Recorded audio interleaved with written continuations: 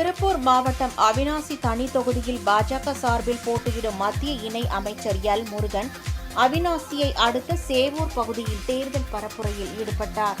அப்போது அவருக்கு பாஜக மற்றும் தேசிய ஜனநாயக கூட்டணி கட்சி நிர்வாகிகள் மற்றும் பொதுமக்கள் உற்சாக வரவேற்பு அளித்தனர்.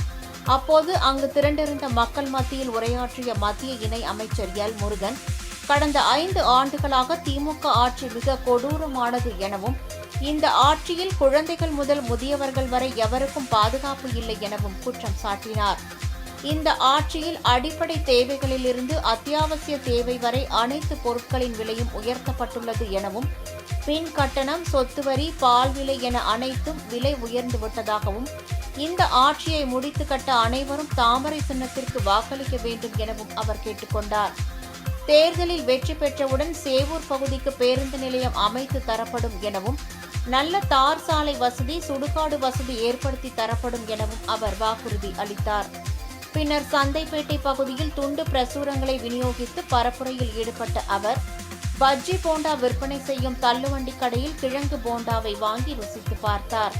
பின்னர் மூலப்பொருட்களின் விலை ஏற்றம் குறித்து கேட்டறிந்த எல் முருகன், வாணலில் வெந்து கொண்டிருந்த போண்டாவை எடுத்து தட்டில் வைத்தார். அதனைத் தொடர்ந்து சந்தை பகுதியில் காய்கறி வியாபாரிகளிடம் வாக்கு சேகரிப்பில் ஈடுபட்டார்.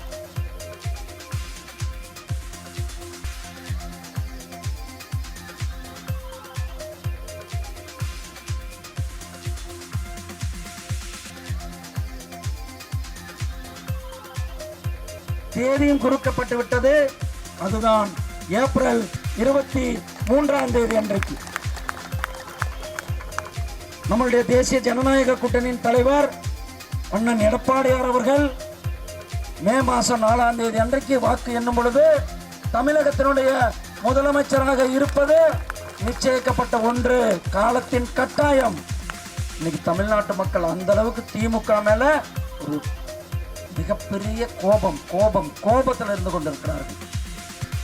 ஏன்னா கடந்த 5 வருஷம் ஒரு பக்கம் விலைவாசி உயர்வு திமுக ஆட்சியில்,